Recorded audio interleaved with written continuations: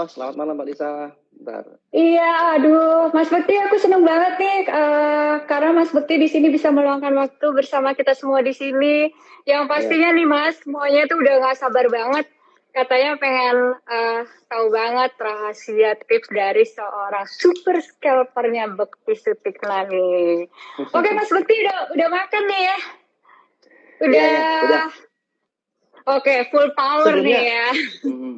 sebelumnya saya mohon maaf ya Mbak, ini saya baru di luaran, jadi kalau ada suara berisik atau apa maklum ya, gitu. Oh iya, Oke, gak oke. apa-apa kalau tuh Mas Bekti semua spesial dimaklumin Mas. Iya, Wah, ini ini Om senyumnya Ben, manis tahu juga ini ya Om Mas Ben. Bekti ya. Oke, Halo Om Ben, wah ini baru saya. nah Mas Bekti, boleh Boleh, dong boleh. pertama-tama diceritain dulu nih kisahnya Mas Bekti awalnya. Kok bisa sih Mas Bekti bisa akhirnya jadi seorang super scalper ini kira-kira udah berapa lama nih sebelumnya? Ada Om Ben.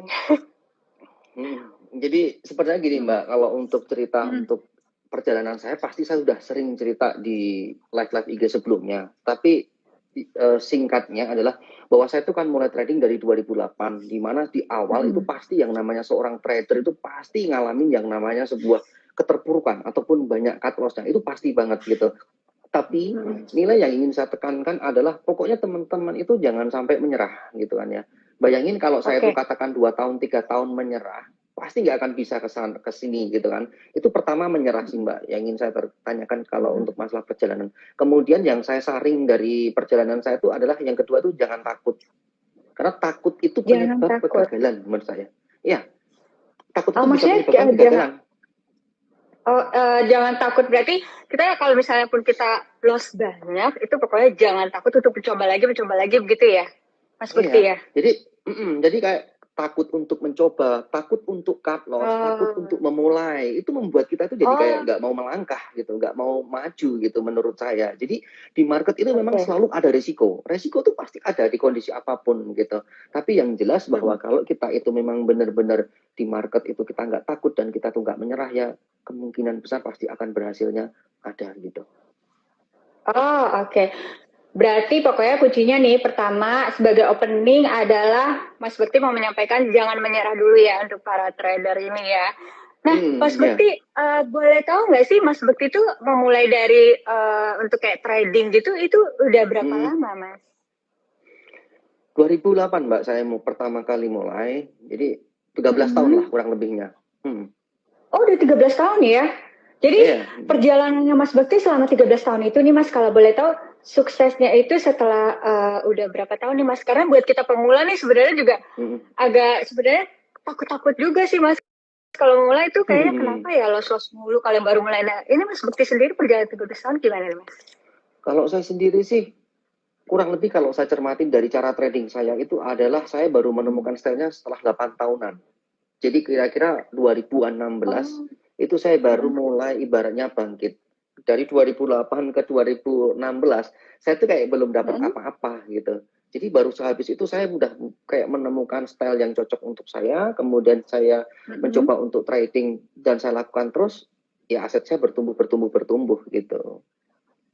Oh, oke. Berarti sebenarnya Mas, ini dari 2008 sampai 2016 cukup panjang juga ya Mas ya. Jadi sebenarnya kalau buat kayak kita pemula-pemula gini 1 tahun 2 tahun itu justru jangan dilihat-lihat dulu lah ya. Pokoknya kalau misalnya mau langsung, oh saya harusnya udah profit nih dalam setahun gitu itu nggak semudah itu ternyata ya Mas seperti ya. Enggak, benar, iya. Jadi kalau menurut saya kalau kita langsung katakanlah baru berapa bulan atau mungkin 1 tahun terus pengen berhasil gitu, menurut saya itu belum bisa maksimal. Pasti nanti akan ada yang namanya gejolak di pasar-pasar itu kan sebuah siklus ya. Ada yang namanya kadang sideways, ada kadang bearish, ada yang kadang bullish gitu. Jadi kita harus beradaptasi dengan itu. Ibarat kita kayak kalau musim lah. Kalau di Indonesia mungkin cuma musim penghujan sama musim panas. Kalau kita ke Eropa kita ngalamin 4 musim. Jadi setidaknya kita itu harus kayak ngalamin musim dulu gitu. Kalau kita memang lama-kelamaan sudah bisa fight di market, ya sudah, tidak masalah gitu. Kita harus melewati siklus itu dulu gitu. Oke, Mas Bekti ini udah terkenal banget dengan juga selain perjalanan Mas Bekti tadi, terus udah gitu terkenal juga dengan cuannya yang udah profitnya katanya sudah mencapai belasan miliar loh Mas. Ini luar biasa nih Mas. Sampai aku tuh nerima banyak banget. Ini aku sambil baca ya Mas ya. Kita mulai aja nih ya, banyak pertanyaan-pertanyaan yang masuk. Itu katanya gini Mas. Sebenarnya apa sih yang perlu diperhatikan ketika saat trading, khususnya ini scalper nih Mas? Gimana Mas? Kalau menurut saya adalah scalping itu kan kita itu transaksi ataupun trading dalam jangka waktu yang sangat pendek sekali ya. Jadi katakanlah bisa hitungan detik, menit ataupun jam gitu. Jadi di sini yang paling penting adalah kita itu punya prinsip dan trading plan. Itu kuncinya di situ menurut saya. Jadi ada trading plan ya Mas ya? Oke. Terus Mas? Iya. Jadi yang paling penting adalah kalau kita itu memang mau trading scalping, ya tentunya kita juga selain itu yang isinya yang saya maksud adalah kita punya trading plan, kemudian kita juga punya prinsip, itu kan mengacu pada katakanlah gini ya, kita scalping itu kan kita trading hanya pendek sekali. Jadi kalau memang pendek itu kita harus membutuhkan katakanlah punya waktu untuk memantau. Saya sendiri kalau memang ada waktu untuk memantau ya saya trading. Kalau ternyata katakanlah saya sama istri sama anak saya pas lagi vaksin anak gitu ya saya mendingan nggak trading dulu. Jadi kita lebih baik mengamankan posisi cash seperti itu. Oh oke. Jadi sebenarnya kalau biasa Mas, kita nih suka nggak mengamankan cash kita Mas, suka berpikir ya bahwa kita nggak mau cut loss dulu nih. Karena berpikir bahwa saham itu naik. Berarti itu sebenarnya pola pikir yang salah ya, mindset yang salah ya Mas? Ya, sebenarnya kalau memang niatnya scalping menurut saya kurang pas gitu ya. Tapi kalau dia memang niatnya mau swing, ya tidak masalah. Memang kalau swing itu kan cara kerjanya ya memang kayak kita beli saham, memang kita diamkan, kita tunggu. Bisa bulanan, bisa ya tahunan gitu. Yang penting dia akan ada potensial di masa mendatang dan analisanya menggunakan teknikal dan sebagainya gitu. Tapi kalau scalping itu kan kita memang jangka pendek sekali dan pilihan sahamnya harus saham-saham yang volatilitas tingkat tinggi, sehingga kalau kita memang mau masuk di sana ya kita harus punya waktu. Dan aku biasanya lebih suka mengamankan dengan kondisi aku harus selalu punya cash gitu. Jadi ketika ada momentum aku tinggal ambil gitu. Oh, nah Mas, kalau Mas Bekti bilang tadi pakai time frame yang pendek ya, berarti ini Mas Bekti itu masih menggunakan yang namanya technical analisa gitu nggak sih Mas ya? Kalau untuk scalping maksudnya Mas Bekti pakainya apa aja gitu untuk indikator untuk sebuah saham? Biasanya apa Mas? Kalau untuk scalping sendiri sih sebenarnya kalau saya pribadi teknikal penting, tetap saya pakai, tetapi tidak terlalu banget, tidak terlalu saya andalkan sekali hanya untuk tambahan-tambahan referensi. Saya lebih suka menggunakan yaitu analisa saya itu saya screeningnya lewat running trade berjalan di mana saham-saham itu yang ramai ditransaksikan, sama saham itu saya lihat bid overnya ataupun tape ratingnya dengan bandarmologi gitu. Oh, bandar. Tapi ini kayaknya udah banyaknya yang kenalnya bektimologi loh Mas, kalau yang aku dengar ini. Oke, berarti Mas Bekti kalau biasanya untuk screening dari saham, itu dari running trade-nya, terus juga dari volumenya gitu ya Mas ya? Iya, biasanya saya seperti itu Mbak yang saya lakukan, bahwa kalau kita itu memang mau scalping ya cuman dari sisi volumenya, lebih mengandalkan volumenya. Katakanlah kalau saya itu masuk saham dan tiba-tiba tidak ada respon, sudah saya harus cut loss gitu. Tetapi kalau ternyata di respon ya nanti sesuai rencana saya, katakanlah saya punya targetan 3%-an, udah saya jual dulu gitu. Oh oke. Mas, kalau dari bid over gimana nih? Mas Bekti juga ngeliat gak sih dari bid overnya selain tadi running trade, volume gitu? Ada bid over juga nggak Mas? Ya, jadi mengamati bid over itu yang paling penting menurut saya adalah gini Mbak, saya biasanya mencari saham yang sudah ada story-nya dulu. Jadi katakanlah saham-saham itu tuh sebelumnya sudah ada volumenya, sehingga ketika nanti itu tuh saham itu direspon pasar, ya saya ikut ambil. Tetapi kalau saham-saham gorengan yang volumenya kecil, kemudian dia baru bangkit dari tidur, ini agak sedikit was-was menurut saya, hati-hati gitu.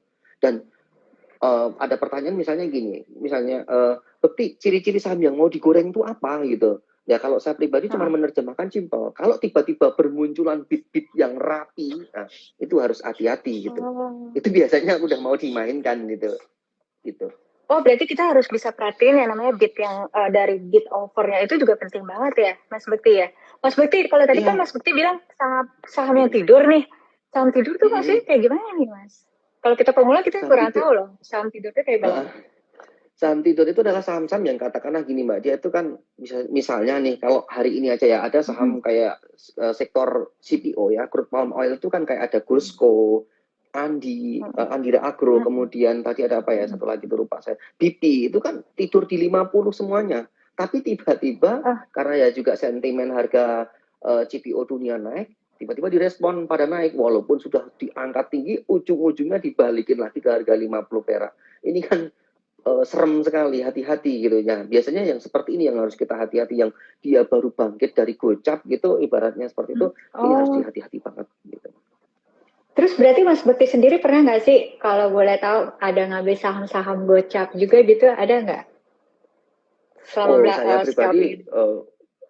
ya saya itu sering Mbak, hampir semua saham itu sering saya ambil. Tadi hari ini aja saya Oh, juga, yang saya sebutkan tadi saya ambil. Tapi kuncinya adalah yang paling penting, kita tuh selalu punya prinsip dan trading plan. Katakanlah gini, harga 50 perak diangkat jadi 51, 52. Saya misalnya ambil di 52 gitu kan ya. Saya ketika memutuskan ambil 52, pasti harapan saya kan pengen naik. Tetapi plan A, plan B, kalau tidak sesuai harapan, ya pasti saya akan banting. Saya pasti langsung resiko terburuknya di 50, saya akan banting di 50. Dengan tujuan apa? Biar selamat. Jangan sampai nanti aku kejebak gitu kan. Dan nggak bisa jualan lagi. Itu resikonya. Jadi saya udah ngukur dulu resikonya.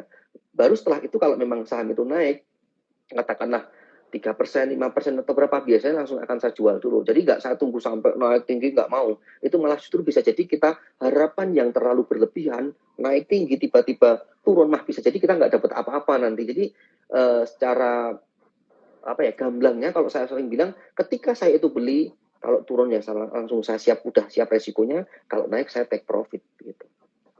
Oh, oke.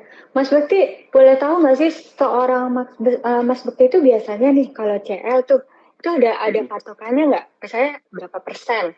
Profit saya harus berapa persen gitu. Nah itu gimana? Kalau Boleh tahu nggak memang Mas? sebenarnya saya nggak ada patokan. Sebenarnya saya nggak ada Oh, patokan ya. Saya sebenarnya mengalir aja sih Mbak.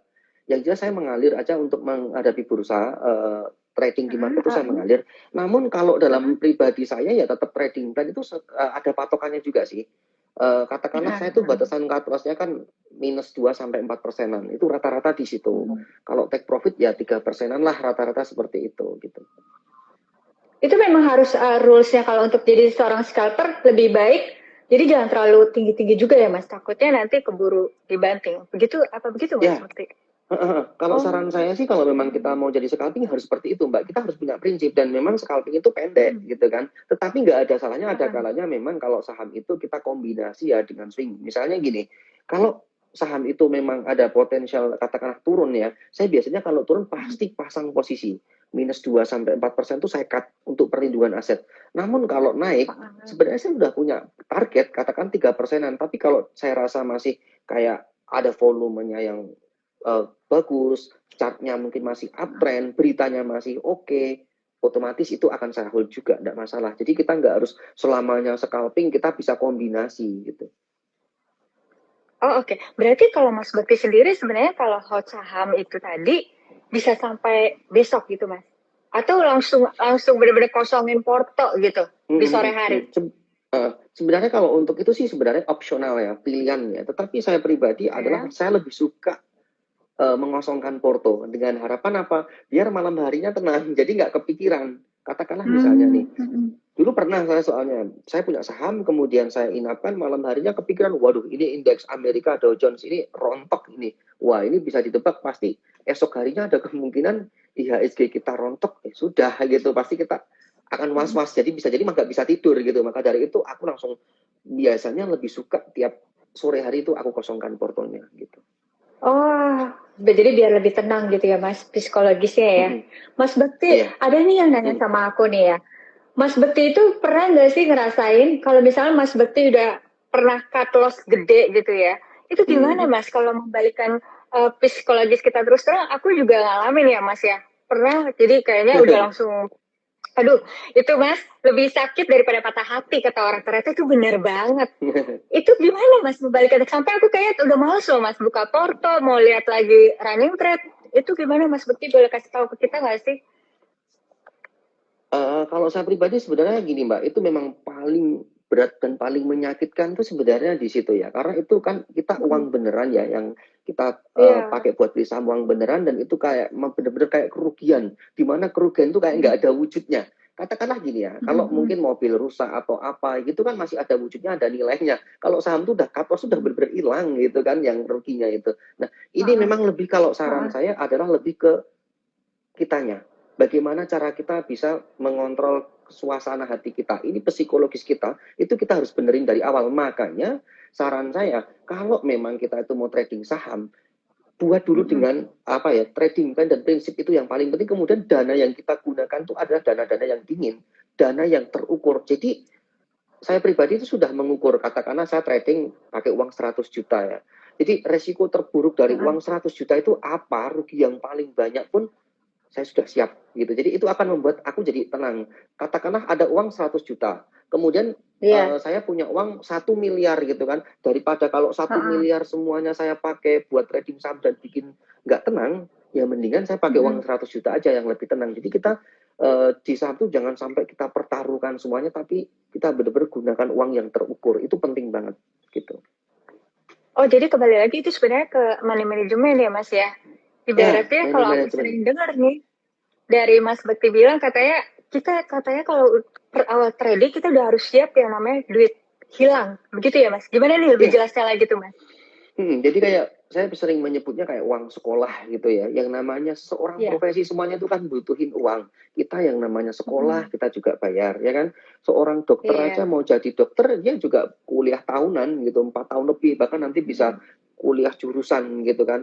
Sedangkan orang maaf ini ya, pemula melihat potensial trading kayak gitu, lihat influencer terus pengen trading, terus pengennya langsung sukses, pengen instan. Nah, ini yang salah. Iya benar. Maka dari itu ini yang harus kita luruskan. Jadi di awal tuh tolong gunakan uang terukur dulu yang kecil. Sehingga kalau bahasanya gini loh, kalau memang siapnya saya katakanlah saya siap rugi uang, kehilangan uang 1 juta. Ya pakai uang 1 juta dulu aja. Dan kalau nanti habis bahasanya gitu, jangan salahkan. Tapi itu kita pakai buat pembelajaran. Jadi memang di awal butuh yang namanya belajar. Wong kita itu kuliah aja udah ngabisin berapa puluh ratusan juta aja, belum tentu dijamin jadi dokter gitu kan. Sedangkan kita kadang yang mungkin langsung gunakan modal, katakanlah misalnya 5 juta, 10 juta, langsung pengennya profit, pengennya ini, nanti kalau turun nanti nyalahkan market, nyalahkan orang lain. Nah ini mindset yang salah. Maka dari itu di awal harus kita luruskan dulu. Nah itu tadi kaitannya juga dengan buku saya Mbak. Jadi di mana buku saya itu, teman-teman harus tahu ya, di buku saya itu saya menyebutnya memang belum sempurna. Karena nggak ada teknikal dan nggak ada fundamental. Kenapa kok nggak dikasih teknikal fundamental? Karena kalau saya kasih teknikal fundamental akan tebal sekali gitu. Nanti malah nggak enjoy. Nah mungkin buku saya ini yang pertama ini saya buat kayak sebenarnya kayak mindset dulu, meluruskan ya seperti yang barusan saya ucapkan seperti itu. Jadi kayak psikologis trading, money manajemennya, terus trading cara saya, cara mencari style yang cocok untuk diri kita, kesalahan-kesalahan para trader, apa yang harus kita waspadai terhadap market, bagaimana cara mereka big fund itu kalau mempermainkan market, motif-motif transaksinya. Nah ini penting. Makanya itu saya ungkap di buku saya seperti itu Mbak, untuk yang pertama.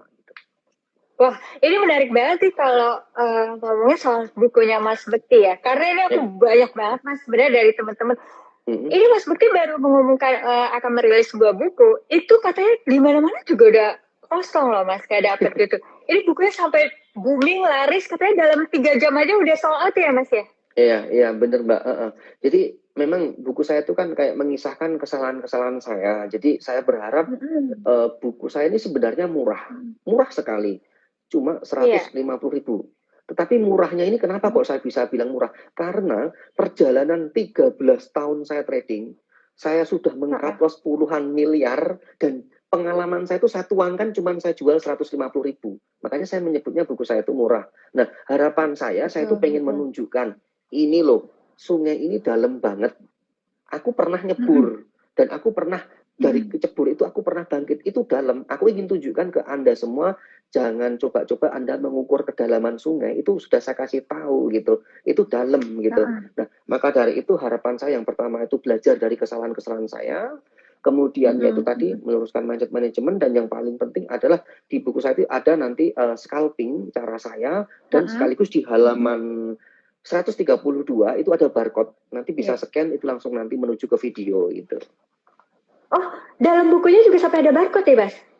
keren banget ya. Jadi nanti menuju ke YouTube channel saya, tetapi YouTube channel saya itu kalau dicari nggak ada videonya, tetapi kalau lewat buku saya nanti di-scan akan mengarah ke sana gitu. Wah, ini sih batasan murah banget. Dan gak semua orang ya Mas ya mau kayak yang berbagi rahasia, tips rahasia suksesnya itu gak semua orang loh. Dan ini makanya tadi kalau ada yang sampai bilang, Mas Bekti itu terima murid gak sih? Buka kelas gak sih? Sebenarnya dari melalui buku Mas Bekti yang nanti dirilis itu udah cukup sangat mengajarkan kita trader-trader pemula gitu ya Mas ya? Melalui buku Mas Bekti ini. Iya, jadi memang saya sendiri kan kayak sampai saat ini sudah kayak apa ya Mbak ya, membuat kayak settlement ya bahwa saya belum berkeinginan buka kelas. Belum ya, bukan tidak ya. Belum Nanti ya? kalau suatu ketika saya buka kelas nanti malah jadi bahasan nanti gitu kan. Sampai saat ini saya belum berkeinginan, kenapa ya? Karena saya masih pengen kayak freedom, bebas. Saya pengen main sama keluarga, sama anak istri, sama orang tua gitu. Jadi benar-benar pengen menikmati, enjoy. Karena kalau udah terlanjur buka kelas itu kan kita harus memaintain para trader-trader itu sehingga kayak aku belum siap deh, intinya gitu aja. Oke, berarti Mas Bekti belum lah ya, karena masih sekarang aja kayaknya sibuk banget. Mas Bekti tadi kan Mas Bekti sempat menyebutkan juga ya, kalau kita pemula nih sebenarnya kayak Mas Bekti pernah nggak sih ngalamin yang namanya menggunakan yang bukan uang dingin? Ada nggak sih? Apa memang Mas Bekti itu udah prepare dari awal bahwa Mas Bekti tidak akan melanggar peraturan yang namanya nggak pakai uang dingin? Dia ada dengan Oke, itu yang saya takutkan, Mbak. Sebenarnya di buku saya itu juga ada cerita ya, di biografi saya itu. Jadi waktu muda, wah ini parah-parahnya saya ya. Saya tuh sudah mulai dari gadein BPKB motor, pinjem orang tua, utang koperasi, sampai yang namanya SPP. Itu saya minta di awal. Dengan harapan apa? Saya minta di awal, saya pakai buat trading. Nanti kalau udah mepet, baru saya tarik, baru saya pakai buat bayar gitu kan. Tapi hasilnya sebatas teori manusia, hasilnya ambiar semuanya dan kacau semuanya. Makanya jangan pakai uang panas itu, karena saya pernah mencobanya gitu. Bahkan detik ini pun ada yang udah nawarin saya, Mas terima titip dana enggak? Saya enggak gitu. Lebih baik saya katakan saya lebih suka uang 100 juta daripada dititipi dana bermiliar-miliar. Sampai ada orang yang udah mau titip saya tuh 40 M, saya tolak. Saya enggak mau. Saya enggak, jadi enggak tenang gitu. Walaupun dia menjanjikan, Mas nanti kalau rugi saya juga ikut nanggung deh. Enggak, aku enggak. Itu akan jadi beban buat saya. Saya pengen freedom, kebebasan. Kalau saya nerima titipan itu, apa yang saya cari? Ujung-ujungnya kan juga pembagian hasil uang. Uang saya sudah bisa cari sendiri di market. Jadi kalau memang kita itu mau belajar ataupun serius, ya sudah. Saya ada live IG seperti ini, kemudian saya menerbitkan buku. Semoga itu semua bisa pakai buat mengedukasi gitu loh. Oke. Jadi juga biar tradingnya Mas Bekti juga nggak tanpa beban ya Mas ya, kalau menggunakan biasanya uang orang gitu ya. Oke, Mas Bekti, kita mau tahu nih, seorang Mas Bekti itu sebenarnya kalau melakukan pembelian saham nih, buy dan entry-nya, buy dan exit-nya ya. Nah, itu gimana nih cara Mas Bekti membeli waktu yang membeli yang tepatnya gimana? Pas jualnya di mana gitu? Itu caranya gimana, Mas? Sebenarnya kalau dibilang buy entry dan buy dan sell-nya itu saya pribadi adalah macam-macam, Mbak. Karena saya itu adalah tipe trader yang memakan semuanya. Jadi kadang di area atas saya ambil arah gitu kan ya, kadang pas ARB yang berjilid-jilid saya serok harga bawahnya gitu. Jadi benar-benar variatif sekali. Saya sudah susah untuk mengungkapkan, tetapi yang jelas saya mengambil di berbagai kondisi. Dan kalau teman-teman nanti masih penasaran bagaimana cara trading saya, nanti di buku saya itu saya tunjukkan setengah jam saya live trading gitu. Jadi tanggal 1 September saya rekam setengah jam live, benar-benar itu nggak ada edit-editannya. Jadi benar-benar real itu. Cara saya seperti itu.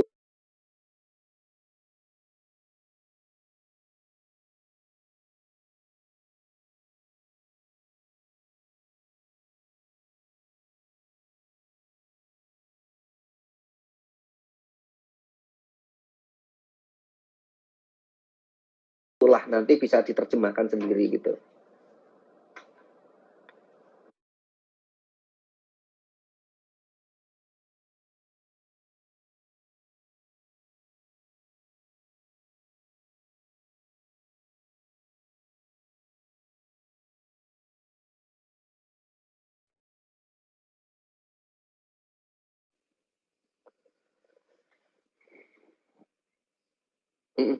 Ya, nge-lag ya. Ya, nge-lag. Ya. Oke. Mas Bekti, Oke, sebentar.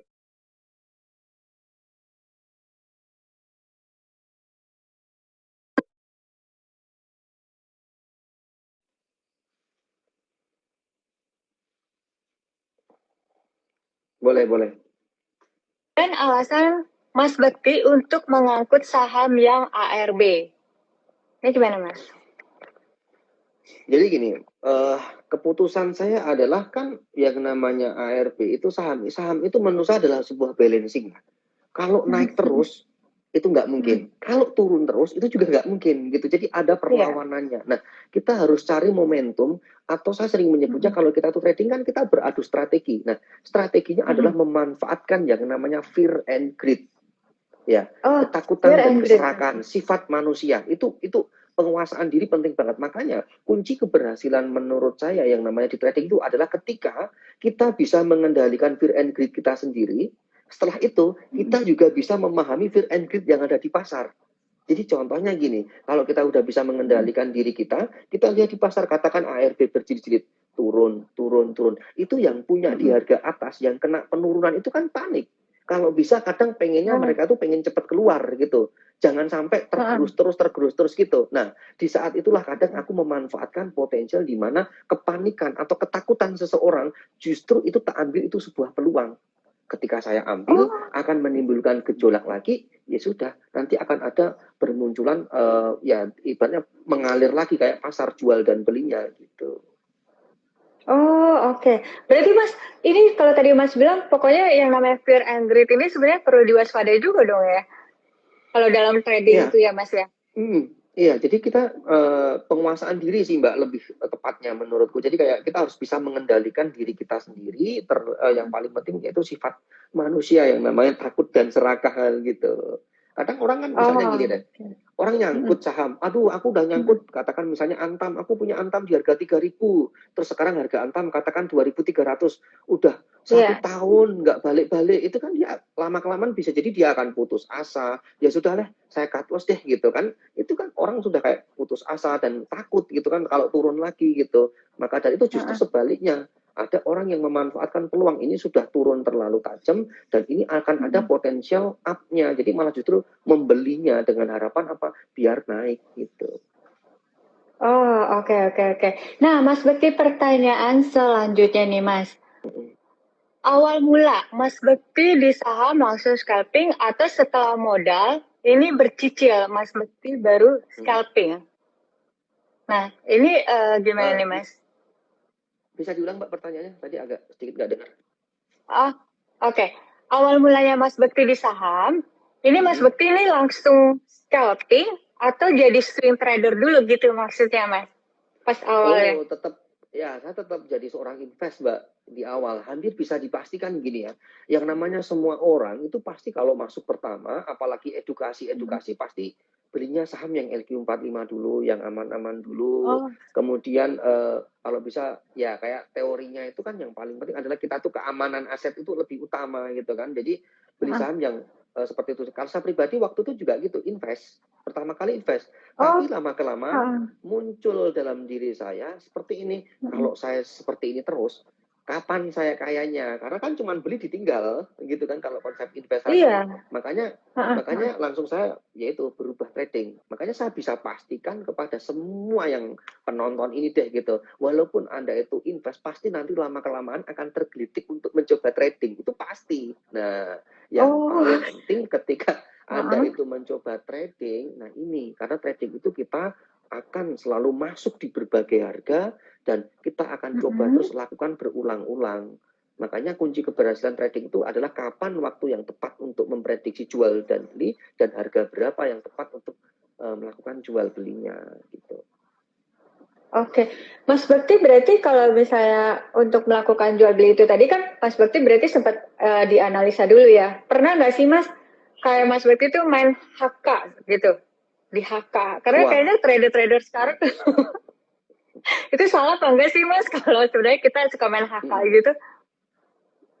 Ya, saya sendiri juga seperti itu Mbak. Jadi biasanya lebih ke ini ya, orang tergantung masing-masing tradernya ya. Kalau dia memang punya dana gede ataupun enggak, itu pasti beda perlakuannya. Kalau gede pasti dia akan suka HK gitu.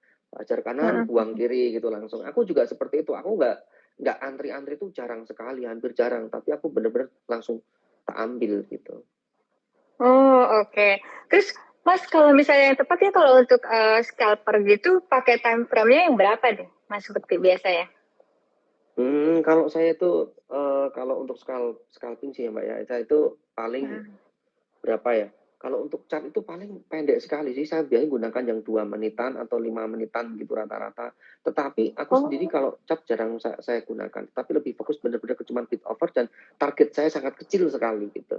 Ya 1%, 2% kadang juga udah saya jual gitu. Time frame saya gitu segitu. Oke.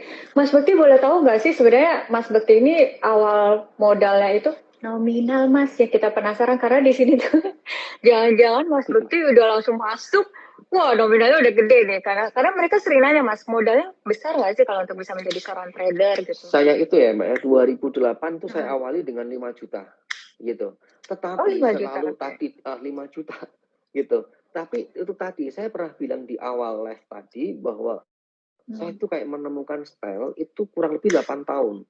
Jadi di awal tahun 2016, saya itu memulai full time trader dengan uang 15 juta. Jadi kayak saya udah bilang 8 tahun tuh kayak itu saya itu kayak nggak dapat apa-apa. Ya profit sih, cuman saya pakai buat bahasanya kebutuhan sehari-hari, tetapi itu cuman cukup, tidak yang wah, tidak yang lebih gitu kan. Nah, dari 2016 itu nanti juga saya sampaikan di buku saya ya, bahwa kalau kita itu mau jadi scalping atau mungkin cara saya waktu itu memulai trading dengan uang 15 juta aja, itu bisa gitu, bisa bertumbuh-tumbuh asal kita sudah skillnya sudah ada, pengalamannya ada, kita punya trading plan itu semua, kalau itu sudah kita penuhi semua, pengalaman juga sudah ada. Nah, itu kemungkinan bisa bertumbuh terus gitu. Oh, jadi sebenarnya tergantung jam terbang ya Mas. Kalau misalnya kita udah lumayan bisa, boleh lah ya kita tambah-tambah modal kita begitu ya Mas boleh, ya. Boleh. Oh, kita top oke. up nggak apa-apa. Ini Mas, kita top up nggak apa-apa ya. Mas Bekti katanya kayak pasha ungu Mas. Mirip Pak. Aduh, enggak lah. Katanya kayak pasha ungu. Aku jadi gapok juga nih. Mas Bekti, ini dia nih Mas pertanyaan selanjutnya. Katanya per hari untuk mengetahui average-nya big player di broker summary. Nah, itu yang pertama caranya gimana Mas? Terus kalau tadi pakai time frame berapa itu udah dijawab ya sama Mas Bekti. Oke, yang ini dulu deh. Mas Bekti gimana tuh? Broker summary ya. Broker summary itu biasanya hampir di semua sekuritas di softwarenya pasti ada. Broker summary itu kan kita pakai buat yang namanya mengukur kira-kira broker itu tuh melakukan apa ya? Melakukan akumulasi atau mungkin melakukan distribusi. Akumulasi itu saya menyebutnya kayak pembelian yang sangat banyak. Kalau distribusi itu penjualan yang sangat banyak. Maka dari itu kita bisa melihatnya di menu ya, mungkin di softwarenya masing-masing ada sih sebenarnya gitu. Jadi kita bisa lihat di rata-ratanya. Saya sendiri kalau pakai Miraset atau mungkin pakai sekuritas lainnya itu juga saya lihat broker summary-nya, trade book-nya, dan historinya ya kan. Kemudian pakai menu broker dia ngambil barang apa, di mana, dan harga berapa itu paling banyak. Nah, itu penting banget gitu. Mas sebenarnya kalau dari broker summary itu juga sangat penting nggak sih Mas sebenarnya kalau untuk scalper gitu yang kita lihat dari broker summary itu harus gitu ya?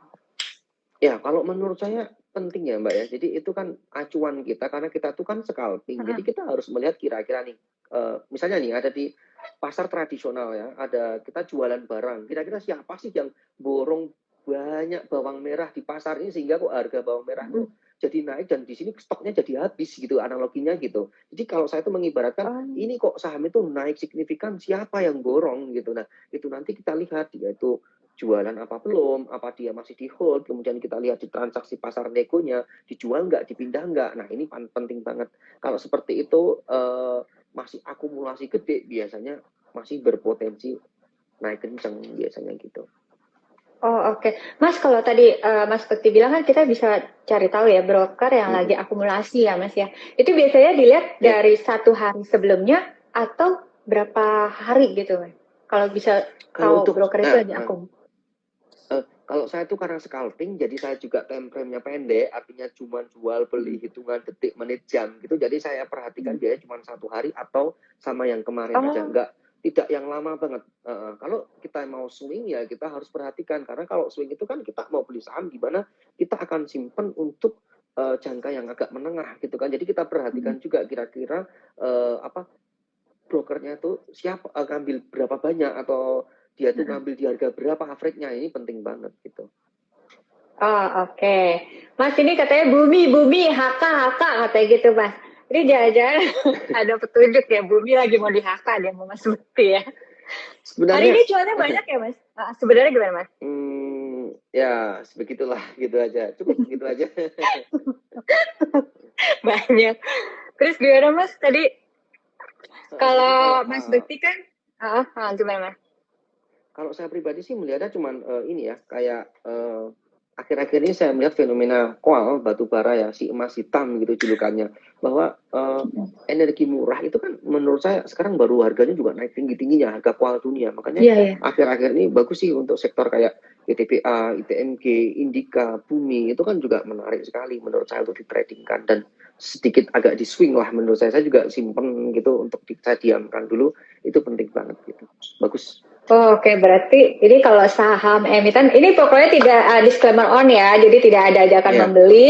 Pokoknya cuman kalau udah Mas Bekti yang nyebut, biasanya ini termasuk aku, Enggak. trader semua, dicatat semua saham-sahamnya. Oke, Mas Bekti kita masuk nih pertanyaan yang banyak banget nih Mas ya. Aku selanjutnya pengen nanya gini Mas. Katanya kalau misalkan Mas kita beli di 150 ya. Terus pas dapat baiknya langsung pasang sell di 152 untuk sebagai seorang scalper atau kita tunggu naik dulu. Biasa kalau gimana tuh Mas? Belinya Kalau saya 150. ya, oke, paham saya Mbak. Biasanya gini, kalau saya pribadi sebenarnya itu lebih selera ke masing-masing strategi ya. Tetapi kalau saya Oke. pribadi menerapkannya, kalau saya itu belinya kecil dengan lot yang kecil, tidak masalah. Langsung biasanya memang saya antrikan, karena apa? Biar nanti kita dapat antrian paling depan dan cepat laku. Tapi kalau kita tuh ngambilnya cukup signifikan, agak lumayan banyak gitu kan, atau banyak gitu ya, itu kan kita punya lot banyak, nggak mungkin langsung kita antrikan. Kalau kita antrikan, nanti justru itu akan membuat overnya tebal dan orang males untuk ngambil gitu. Jadi memang katakan kalau kita punya barang banyak, ditarik gitu, mendingan saya langsung buang kiri. Yang saya lakukan seperti itu.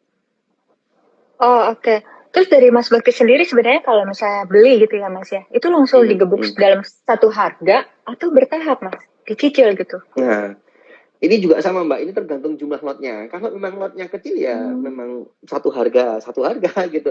Tetapi kalau memang lot kita cukup besar, itu bisa satu harga dan bisa beberapa harga. Dan kebanyakan kalau seringnya sih saya beberapa harga, karena bagaimanapun saya biasa lebih suka kalau beli saham kalau bisa segera cepat dapat. Tetapi kalau jual, kalau bisa ya segera cepat lepas semuanya gitu. Masalah nanti naik atau turunnya lagi, kita pikir nanti gitu. Oh, oke. Dalam satu hari Mas Bekti biasa bisa beli berapa saham, ratusan gitu ya Mas ya? Wah, kalau satu hari itu tergantung kondisi market, Mbak. Kalau misalnya normalnya kadang ya 5 sampai 10 sih. Tetapi kalau memang pas lagi rame banget itu, wah bisa sampai 20 sampai 50 bisa jadi itu, Mbak. Gitu. Oh, banyak banget ya. Itu Mas Bekti sempat kayak in out gitu ya, kalau yang aku dengar ya, keluar masuk gitu ya? Iya. Oh, Mas, Iya. aku pengen nanya nih. Kalau misalnya Mas Bekti kan sempat cut loss lah, misalnya di emiten yang A gitu ya. Di hari yang sama nih Mas, pernah nggak sih setelah Mas Bekti cut loss, Mas Bekti masuk lagi dari bawah, ambil dari bawah lagi? Apa kalau udah cut loss ya udah tutup aja deh hari itu? Enggak, saya jadi kalau memang saya tuh cut loss di saham, wah saya kan cut loss tuh saya pakai buat sebenarnya perlindungan aset sih. Ketika saya tuh beli saham, ternyata kok tidak direspon pasar, ya saya cut duluan. Saya lindungi aset saya. Nah, sehabis itu ternyata kok naik lagi, ya saya beli lagi, memungkinkan sekali. Jadi saya memang bahasanya tetap nggak kapok gitu kan ya. Tetap saya akan kejar di mana saya tuh cuma menanamkan bahwa menurut analisa saya, kalau saham itu berpotensi mau naik, biasanya saya ambil. Itu. Kalau tidak sesuai harapan, saya cut loss. Kalau naik, saya jual. Simpelnya gitu, Mbak. Dari mana Mas Bekti tahu kalau ini kayaknya harapannya ini saham kayaknya bakal naik gitu? Itu dari Nah, itu feeling dia. atau gimana Mas? Nah, itu dia, Mbak. Makanya kalau sebenarnya kalau dibilang pasti, nggak ada yang pasti. Tetapi itu lebih ke kayak ini, Mbak. Kayak semacam ya, analisa. Makanya itu di sini tuh gunanya kita belajar analisa teknikal atau mungkin dan lain sebagainya itu untuk memprediksi kapan kita untuk masuk melakukan jual beli. Gimana kalau kita itu sudah memutuskan untuk membeli saham, pasti keinginan dan harapannya pasti naik gitu kan. Nah, kalau ditanya pastinya nggak ada yang pasti. Sama halnya dengan kayak cuaca lah gitu. Tiba-tiba awan di Jogja katakanlah mendung gitu kan. Apakah itu langsung mau hujan? Belum tentu. Ya memang kalau mendung itu identik sehabis itu biasanya akan diikuti hujan. Tetapi belum tentu mendung itu mesti langsung hujan, belum tentu. Gitu bisa jadi analisa prediksi kita di market benar, bisa jadi salah. Yang paling penting kita itu punya rencana. Ketika kita beli tidak sesuai harapan ya udah lindungi aset kita gitu. Kenapa sih kok Bekti selalu menekankan melindungi aset? Gini loh, karena saya tuh pernah punya pengalaman buruk minus 85% dan nanti membalikinya itu sangat susah sekali. Saya punya uang 100 juta, katakan ya Mbak ya. Yeah. Kalau mungkin cut loss saya itu 2%-an, uang saya kan tinggal 98 juta. Itu untuk mulihnya masih mungkin 2%-an. Katakanlah saya beli lagi dan turun lagi 2%, gitu kan, tinggal 96. Saya mulihnya masih enteng, cepat. Tapi kalau kita biarkan uang 100 juta, terus katakanlah turun 25% sampai 75 juta, dari 75 juta itu untuk balik ke 100 juta, kita udah butuhin sepertiganya, 33%-an. Lebih turun, lebih parah lagi. Turun, katakanlah uang 100 juta, turun 50%. Turunnya itu cuma 50%. Tapi ketika nanti kita cut loss, duit kita tinggal 50 juta, kita mau BEP, kita itu butuh uang 100%. Gitu. Makanya benar ya. Susah nanti ya untuk apa ya semacam memulihkannya lebih susah. Makanya saya lebih suka benar-benar kayak disiplin gitu. Oh, oke. Disiplin cut loss. Emang sih kalau aku lagi lihat nih di buku, di video, semua video YouTube-nya nih Mas Bekti menekankan yang pertama itu cut loss-nya ya Mas ya. Jadi kita tuh harus berjalan ragu ya kalau yang namanya untuk cut loss itu ya. Iya Mbak, itu kan saya sering menyebutnya adalah sebuah rem, gitu kan. Rem itu kan buat apa sih kita gini aja. Rem itu buat kalau kita naik mobil, rem itu buat apa? Buat perlindungan. Anda jangan berpikir, wah nanti kalau di rem, nanti kampasnya cepat habis, nanti terus oli remnya gimana. Loh, kamu ini mau mikirin rem, apa mau mikir keselamatan kamu? Rem itu memang diciptakan gunanya untuk perlindungan, gitu. Misalnya, saya mau naik mobil tapi nggak pakai rem deh, tapi nggak apa-apa nanti pelan-pelan ya silahkan, tapi resiko pasti ada, gitu. Bahaya juga, nggak mungkin. Makanya yang namanya kita itu kalau berkendara cepat, itu pasti juga remnya harus kuat. Sama, kalau kita itu mau scalping karena kita tuh selalu masuk di berbagai harga, all time high, di harga yang tinggi dan lain sebagainya, kita juga butuh yang namanya rem untuk melindungi aset kita. Kalau nggak dilindungi, seperti di atas tadi yang saya jabarkan, semakin turun, semakin takut kita untuk cut loss, psikologis kita pasti semakin kacau dan semakin kita sulit untuk memulihkan hanya untuk BEP. Nanti bisa jadi yang Anda dapat di saham itu, kalau nggak punya trading plan dan Anda nggak mau membatasi cut loss, itu bisa jadi bertahun-tahun Anda masuk market nggak dapat apa-apa, minus iya, profit belum tentu dapat. Nah, parah itu menurut saya. Gitu. Dan itu memulihkannya lagi perlu waktu yang panjang begitu ya Mas Bekti ya? Iya Mbak. Saya juga ngalamin itu pengalaman saya dari 2008, 2009, 2010. Saya itu kan kalau ibaratnya udah nyoba semuanya, jadi saya diamkan kok lama. Ternyata saya trading nggak disiplin, nanti justru portofolio turun banyak, baru nanti saya cut loss, panik juga.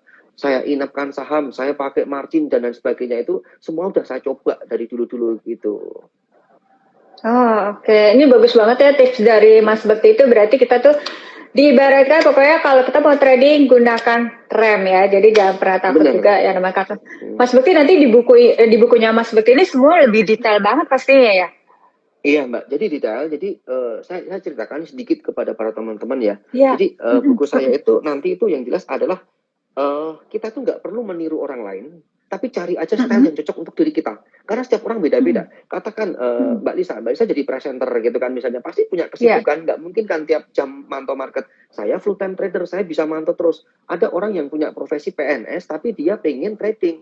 Ya, kita pasti stylenya harus beda. Nggak bisa dibandingkan saya yang punya waktu sama yang nggak punya waktu. Makanya di buku saya seperti itu. Kemudian ya biasanya kesalahan-kesalahan para trader sih. Bisa dipastikan kesalahan para trader tuh yang pertama nyangkut. Wih, ini banyak banget nanya ke saya. Mas, saya kesangkut di harga ini, gimana loh.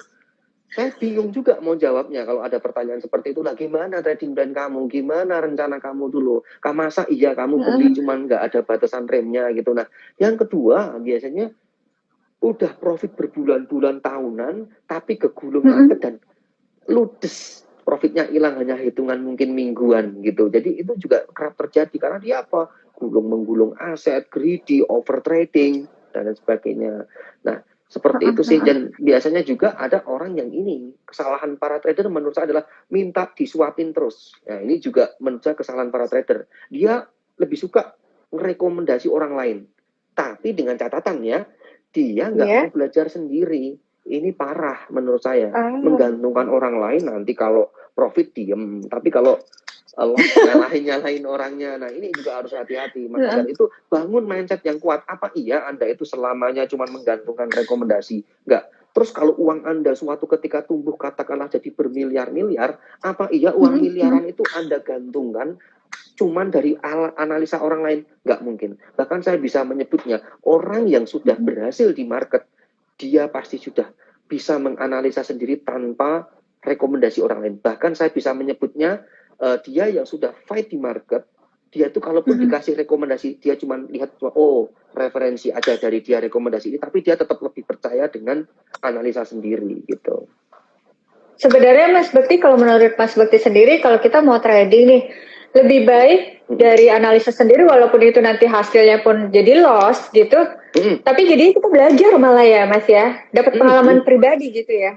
Ya, benar banget Mbak. Itu yang ingin saya tegaskan, bahwa teman-teman tuh di sini tuh di saham itu bukan masalah instan atau rekomendasi sahamnya, tapi prosesnya. Nah, proses ini yang menurut saya paling mahal. Karena apa? Dengan kita itu merasakan langsung jual beli, merasakan cut loss, merasa suasana hati kita tuh nggak tenang, drop, atau mungkin habis cut loss besar, itulah namanya prosesnya ya seperti itu. Tapi justru dari situlah yang membuat kita itu jadi benar-benar bisa fight di market gitu. Oke. Mas, kalau Mas Bekti tadi bilang soal gulung-menggulung aset. Nah, pernah nggak dilakukan sama Mas Bekti? Jadi digulung-gulung begitu? Ya kalau bisa dibilang sering ya. Bahkan yang namanya saya juga kompetisi kemarin di Mira Aset, hampir semuanya saya gulung. Karena kalau nggak saya gulungkan nggak akan menang. Langsung saya garansi. Kalau kita terlalu banyak diversifikasi, nggak bisa. Nah, yang paling penting, ini yang harus saya tanamkan kepada teman-teman trader, apalagi yang masih awal, efek compounding. Saya pernah menyebutnya bahwa di saham itu kalau menggulung aset atau efek compounding itu kayak, menurut saya itu kayak keajaiban dunia ke-8. Karena apa? Itu bisa melipat gandakan aset Anda dengan cepat sekali. Tapi ingat, resikonya gede. Anda siap nggak dengan resikonya? Selalu yang saya tekankan itu adalah siap nggak Anda resikonya. Karena kalau sekali itu rugi, itu juga ngerogotin aset Anda cepat banget. Tapi kalau profit, memang iya.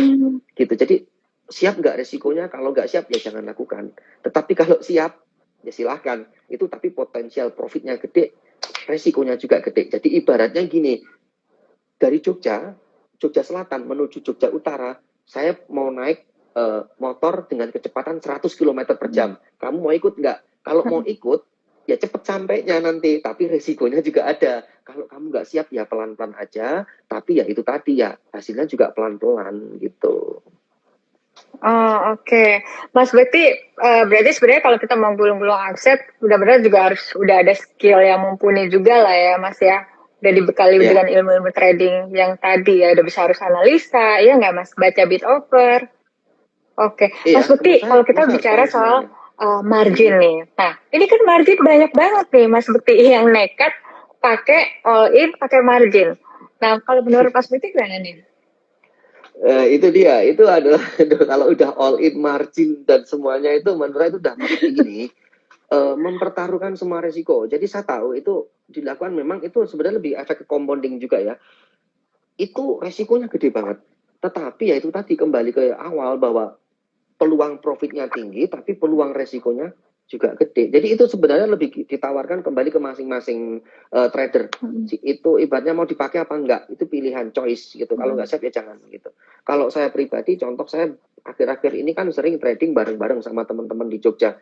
Saya katakan pakai margin ini loh, saya pakai margin masuk besar gitu kan.